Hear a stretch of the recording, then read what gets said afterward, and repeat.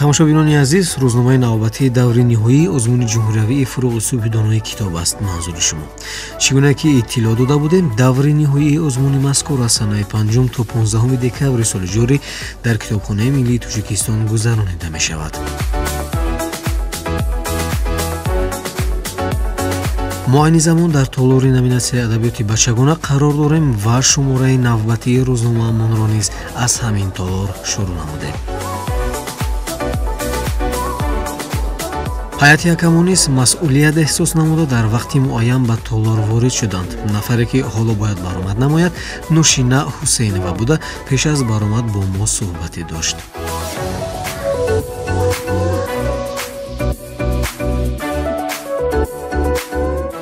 Нушина, шумо чӣ қадар мавод ҳасд кардед? زیاده از 350 شعر، 200 کتاب مطالعه کردم، 80 لطیفه، 60 چیستان، 40 تزگویک. برآمد دیگر اشتراکچیان رو دیدن؟ بله. یک دو تا لطیفه بگید کنید. مرد دو خره داشت. یکی از خرهای آب خورده بودند و دیگری آب نخورده. وی خرهایش را گم کرد و به کوچه برآمده از آدمان میپرسید: خرهای مرا ندیدید؟ آدمان گفتند: خرهای شما چگونه بودند؟ وی گفت: یکی از آنها آب خورده و دیگری آب نخورده. سلامت باشید. برای شما برار می‌خواهیم. чигуне ки ба мушоҳида расид, иштирокчиён ҳама саргарми тамошои саволу ҷавоби ҳайати ҳакамонанд. ҳар як иштирокчӣ аз дигаре бартарӣ дорад ва маълум аст ки бо тайёрии ҷиддӣ ҳозир шудаанд.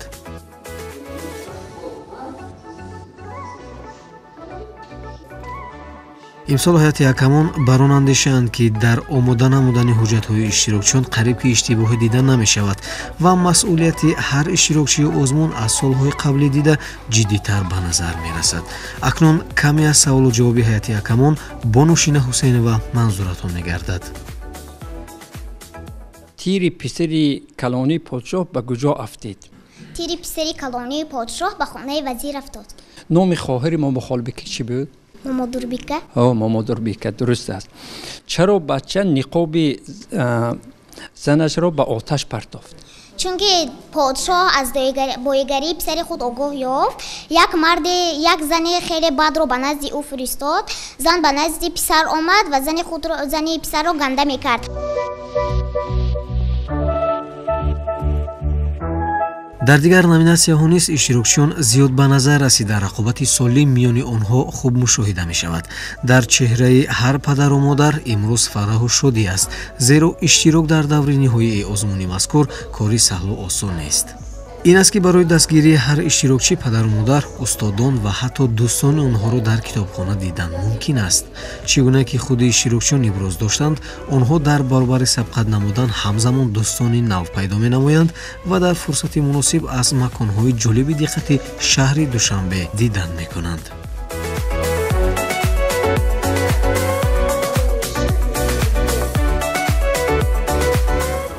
баъзе аз иштирокчиён дар тӯли 4 соли баргузории озмун ҳамасола тайёрии худро беҳтар намуда иштирок намуда истодаанд. қаҳрамони навбатии мо Шабнам Абдуҳакимова, иштирокчӣ аз рӯи номинатсияи адабиёти бачагона, тӯли 4 сол мешавад ки роҳ афтода нашуда иштирок менамояд. пеши худ азм гузоштааст то мақомеро ба даст орад. ман то замоне ки ғолиб наоям, аз ин сабқат даст намекашам, мегӯяд ӯ.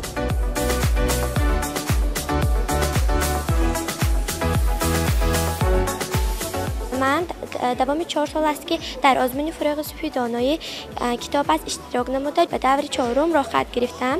حالا من زیاده از 270 کتاب، 200 شعر، 20 غزل و اثرهای جداگانه شاعران بزرگ کلاسیکی و معاصر و بچگانه را از خود نموده‌ام. کوشش میکنم که در دوره آخرین به همه سوالهای حکمان خوب جواب دهم.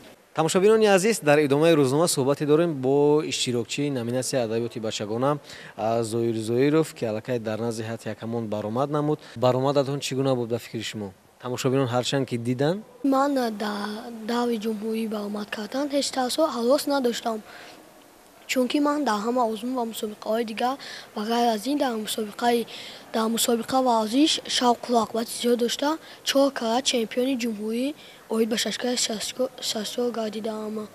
саломат бошед. Яъне шумо ғайр аз иштирок дар озмуни ҷумҳуравии фуруғи субҳидонои китоб аст, ҳамзамон дар дигар сабқатҳо низ иштирок кардед? бале иштирок кардам, боз дар озмунҳо, олимпиадаҳо иштирок кардам. беҳтарин, саломат бошед.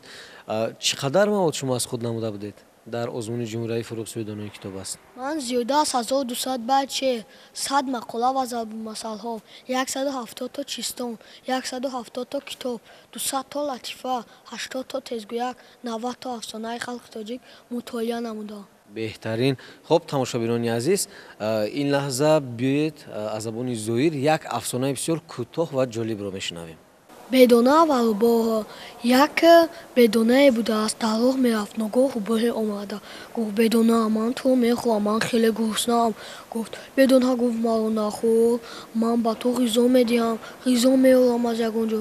Рӯбоҳ: шиками туро сер мекунам. Рӯбоҳ гуфт: аз куҷо? бедона гуфт: аз паси ман биё. ҳарду ба назди хонаи як марде рафтанд. Мард дар кор буду, зани вай хӯрок пухта, ош пухта ба назди мард мебурд. бедона ба назди зан рафту худро ба ҳар су партов зад. зан гуфт: ҳозир бедонаро мегираму бирён карда ба шавҳарам бегоҳ мехӯрем. ва бедонаро аз пасаш давид ва зуд рӯбоҳо ошро хӯрду. боз ҳамчунона лаганро гирифту дар булояш холе гирифта дар даруни дастархон монд ва омада ба назди шавҳараш бурд. бедонаро дошта натавониста. шавҳараш дид, ки ғизо нест, хеле вайро сарзаниш кард.